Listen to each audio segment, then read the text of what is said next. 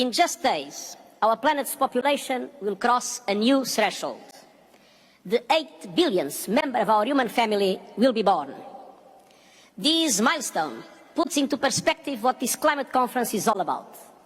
How will we answer when baby 8 billion is old enough to ask, what did you do for our world and for our planet when you had the chance? Excellencies, this UN climate conference is a reminder that the answer is in our hands. And the clock is ticking. We are in the fight of our lives and we are losing.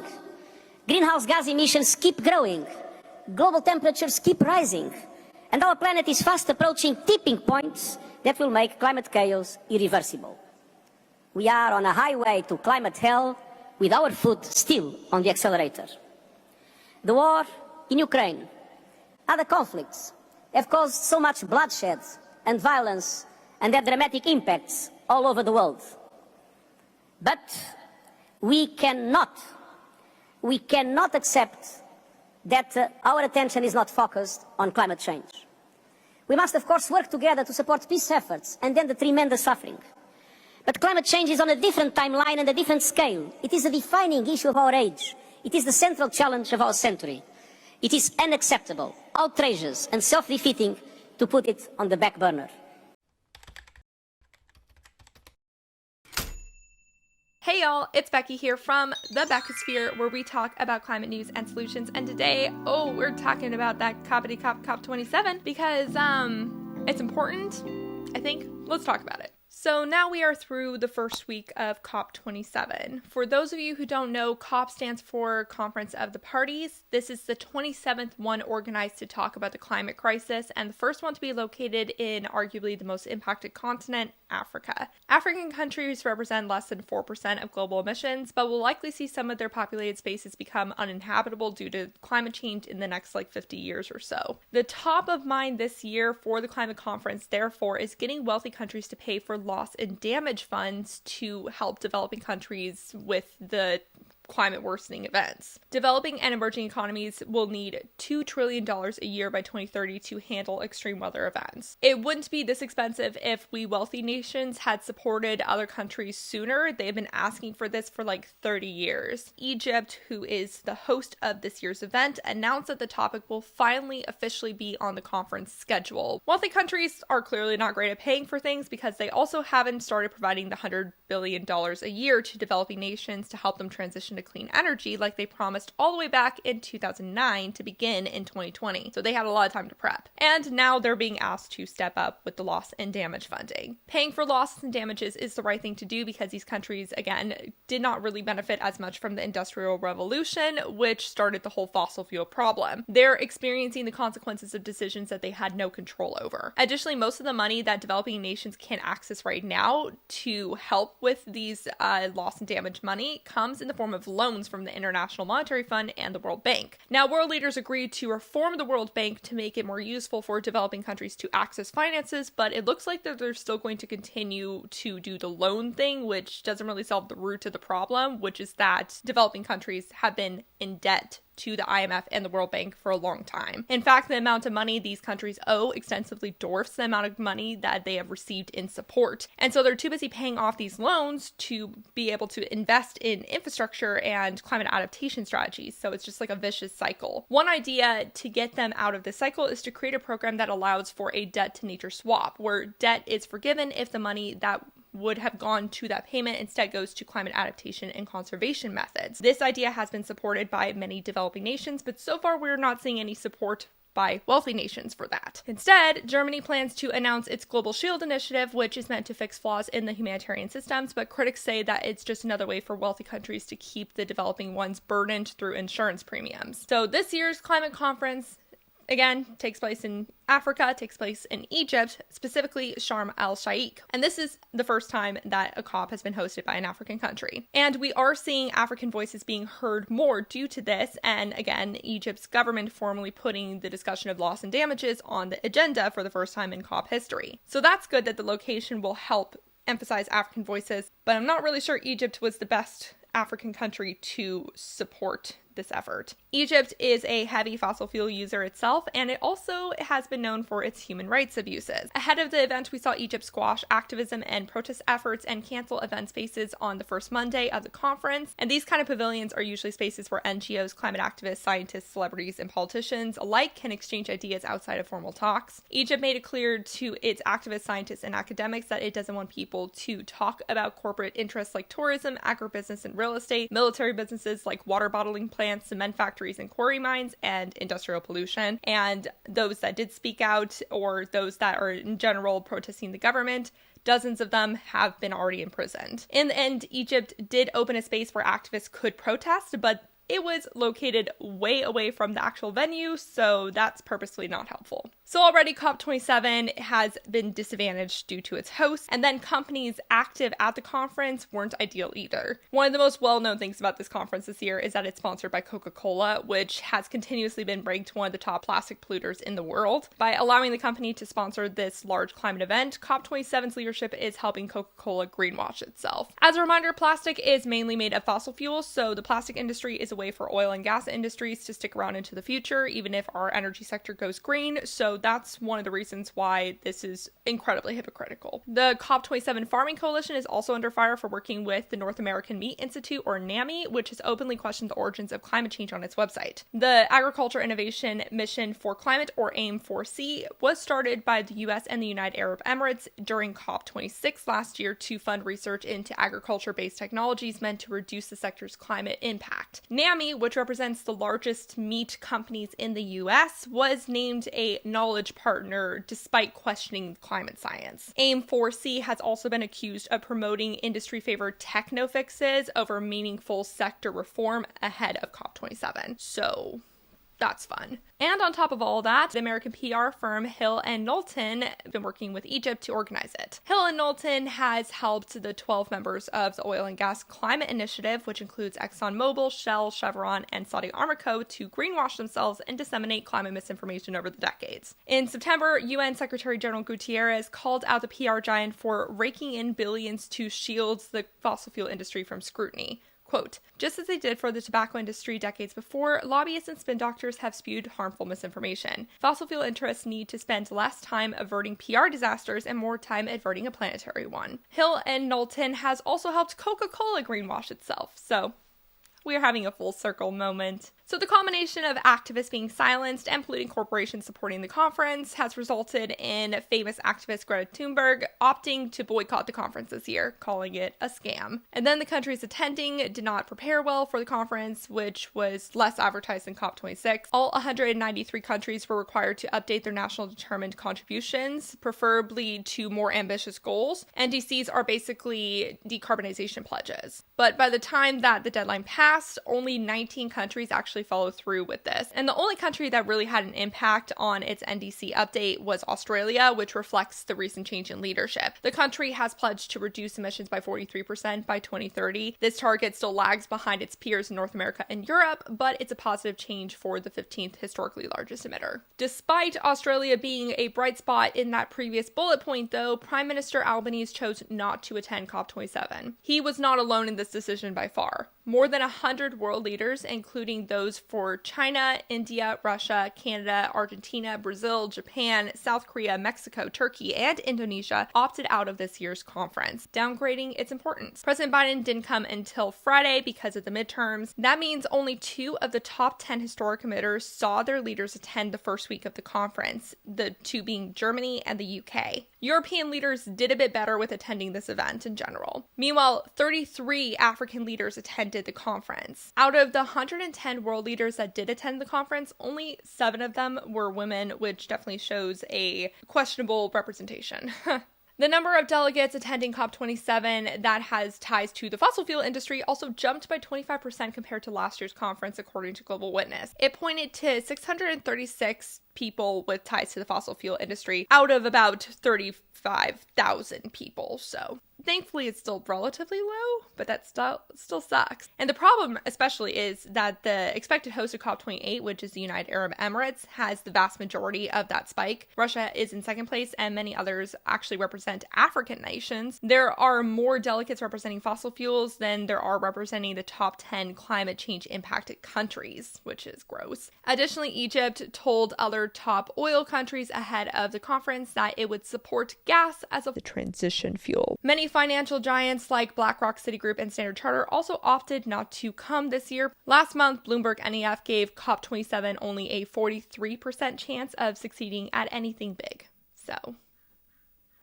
lovely. That's the backdrop that we see this year's conference in. It's a shit show. Despite this being the case, it's still important to pay attention to these conferences because things might happen that could potentially put us on a better trajectory. Emphasis on might, because the two biggest pledges that came out of last year, which was to reduce deforestation and reduce methane emissions, have made no progress this year. In fact, deforestation and methane emissions both spiked this year, But let's hope that the loss and damage funding doesn't experience the same fate. We're still going to get into it. Don't click out, okay? Let's still see what they ended up doing so far this week, okay? We gotta hold them accountable, right? So here are the top 7 things to happen so far out of COP27. Obviously, I might have missed something because there's a lot going on, so if I do, please inform the community down in the comment section below. Before we look at the takeaways for COP27, I just wanted to give a little shout out to all the other platforms that I am on. So if you are interested, definitely check me out on my Instagram account. I have a personal Instagram, which is the Beckosphere, and then I also have one specifically for climate news called the Climate Recap. And then I also post climate news on TikTok as well at Beckosphere. So check out both of those. And if you want to see me more candidly, I do Twitch streams twice a week on Tuesday and Friday from 10 to 12 Pacific Standard Time. So definitely check me out there. On Tuesdays, we go over climate news, and on Fridays, we talk about a particular topic. The last topic that we talked about is eco-fascism and eco-authoritarianism. So we kind of go all over the place. Next Friday, we're going to talk about different types of batteries. So look forward to that. And then if you are unable to make those, I do have another channel called Beckosphere Streams where I post the Friday episodes on there. So you can see the eco-fascism one there. And again, if you would like to support the work I do, because this is what I do, then definitely check me out on Patreon and buy me a cup of coffee for recurring and one-time payments. And you can see all the names of the Patreon members who pay $5 or more at the end of each of these videos. So your name could be up there too if you would like it to be. So definitely check those out. And thank you again for all of your support. Remember to give this a subscribe, a like, a comment, and share it with people that might also be interested in the climate emergency. All right, back to your regularly scheduled program. Number 1, African countries show division over fossil fuels. Tanzania will sign a key agreement with energy companies including Equinor ASA and Shell LPC next month to pave the way for a $40 billion liquefied natural gas project. They claim that they will do everything they can to reduce the project's greenhouse gas emissions. Okay. Meanwhile, the activist and director of the climate think tank Power Shift Africa, Mohamed Ado, accused the EU, particularly Germany, of using Africa like a gas station to get off of Russian fossil fuels. He argues this effort is short-sighted and locks Africa into long-term fossil fuel use. Quote, "Our continent is at a crossroads. The message we want to send to Schultz as he comes here is that the days of colonialism are over. We won't accept energy colonialism." The topic of energy colonialism, which has been brought up in both fossil fuels and clean energy, is a discussion for a whole different video, and particularly when it comes to talking about Africa's relationship with fossil fuels. But the basic juxtaposition is that it would be better for African people financially and health-wise to skip the fossil fuel step and go straight to clean energy, but they currently don't have enough financial support to get there, and fossil fuels is an opportunity to make money in the short term. Meanwhile, wealthy countries in Europe and North America in particular are telling African countries to transition faster to clean energy while simultaneously wanting them to export more of their fossil fuels over to Europe. And Europe is also increasing its fossil fuel use, production, and exploration while telling African countries to decarbonize. So hypocrisy, hypocrisy, hypocrisy. The hypocrisy could go much deeper if we look at how the history of colonialism impacts countries' abilities to industrialize, maintain a stable government structure to deal with big issues like climate change, and moderate regional environmental conditions. But again, that's a whole other video. But bottom line, Africa being conflicted on whether or not to continue with fossil fuel use or to move to clean energy, and how that would happen is point one of this year's conference. And you can see the conflictingness between the announcement of the new LNG project in Tanzania and also what the think tank guy is saying about fossil fuel use and colonialism. Point number two, the host of COP28, the United Arab Emirates, touted its fossil fuels as more responsibly sourced energy because it has a lower carbon intensity than other options. Carbon intensity can vary based on how much emissions it takes to extract, produce, and transport the fossil fuels. So it is actually true that the UAE's fossil fuel is less carbon intensive than if it was coming out of California or Canada. Yeah, they are very carbon intense. But fossil fuels are still a main carbon emitter, so I'm not exactly sure why you are touting that information. And touting it as responsibly sourced energy suggests that they're frankly still not really taking the climate crisis seriously, so that increases my concern of them being COP28's host. Point three, the Crown Prince of Saudi Arabia said his country's sovereign wealth fund will target net zero emissions by 2050. Saudi Arabia is the world's top oil producer, so this could be a big deal if they stick to this promise and don't fully rely on carbon capture and offsets. The prince said that they're looking to diversify their energy sources. 4. Wealthy countries cough up some money to help developing countries adapt to climate change and pay for losses and damages. At COP26, only Scotland had promised to provide money for losses and damages at $2.2 million. Right before COP27, Scotland's minister upped that amount to $5.7 million. Denmark said before the conference that it would spend $13 million on this effort as well. And then during the conference, Ireland pledged $10 million towards the effort, Austria pledged $50 million, Belgium pledged $2.5 million, and for Belgium, that was specifically for Mozambique, which is interesting. German Chancellor Scholz pledged $170 million towards the country's Global Shield effort after it was announced. And the UK's new PM, Sunak, announced that the nation will triple its funding towards adaptation projects to $1.7 billion by 2025, which is not losses and damages, but it's proactive, so that's good. Despite initially saying that the US would support loss and damage discussions, when it came down to actually following through, the US was noticeably absent for these conversations and pledges. 5. The U.S.'s climate envoy John Kerry announced the U.S.'s carbon credit scheme, where companies can purchase carbon offsets, where the money will go towards helping developing countries move towards clean energy and adapt to climate change. This idea was immediately met with skepticism by the UN Secretary General, European leaders, economists, and climate activists alike. Carbon offsets have been questioned for many years because it's practically impossible to ensure the money from the offsets will actually reduce the emissions that they represent. Oftentimes, these offsets cost much less than they actually should to properly represent the emissions that they're offsetting. Some of the environmental organizations that the U.S. State Department briefed on this plan, like the National Resource Defense Council and the World Resources Institute, don't actually approve of the plan. They say that it could actually undermine efforts to globally decarbonize. So yeah, no one liked that move, US. No one liked it. 6. The U.S. proposed a rule to push all major federal contractors to line up their decarbonization efforts with Paris climate goals. So that's to keep warming at or below 1.5 degrees Celsius above pre-industrial levels. We're currently at 1.1, and there's almost no pathway to get to 1.5 at this point, but we should still aim for it. The U.S. is the largest buyer of goods and services, purchasing more than $630 billion just this last fiscal year. So this could be a very big deal coming from the U.S. if the proposal gets backed up and followed through on. But I'm not really sure how it is going to get followed through on, so maybe we'll learn more about that starting next week.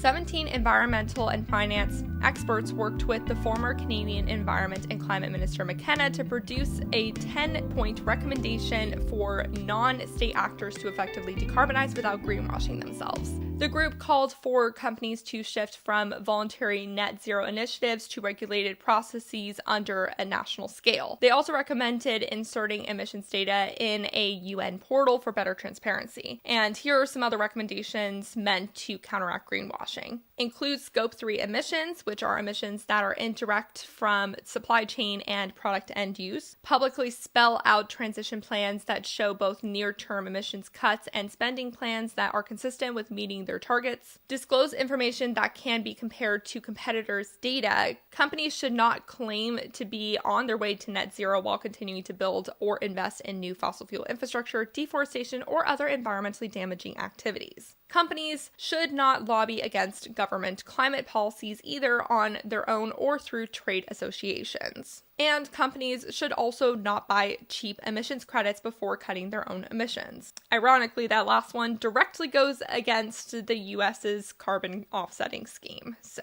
these recommendations aren't binding in any way, so it'll be interesting to see if any leaders actually take their proposals seriously. I almost missed this one, but it's like actually one of the most important things to come out of the conference so far, so let's talk about it. 8. UN officials unveiled a detailed roadmap and cost estimates to make early warning systems accessible for everyone. Some of the most vulnerable places to extreme weather events have no or inadequate early warning systems. Only half of the world's nations have access to an early warning system, and that's a big deal because countries without an adequate early warning system experience a disaster mortality rate 8 times higher than those with good systems. The officials are working with tech companies like Microsoft, financial agencies, etc. on this effort. The 4 pillars they want to tackle are data collection and risk management, development of hazard monitoring and early warning services, building national and local response capabilities, and communication of understandable information. Early warning systems and organized responses are essential climate adaptation measures as wildfires, floods, hurricanes, and droughts get worse and continue to become more common. So this was an important development to come out of this conference. And those were the 7 things that came out of COP27 so far. I know a lot of them are not actually anything, but they could be something. I think it is also important to remember that while these conferences are usually a letdown, we have slowly moved the needle from expecting about 5 degrees warming above pre-industrial levels to now 2.5 degrees Celsius. 2.5 degrees Celsius is still catastrophic climate change, but progress has been made despite it really not feeling like any progress has been made year by year. So we're not talking as much about needing massive geoengineering schemes like we used to, and that's a good thing. Anyways, let me know what you think of the COP27 backdrop and takeaways so far. Is the conference going better, worse, or about the same as you expected? For me, I would say it's about what I expected, but maybe actually a little bit better because I wasn't actually expecting countries to provide any new loss and damage funding. It's definitely not enough since pledges were in the millions, and the catastrophe in Pakistan alone is estimated to cost about $15 billion to recover from, but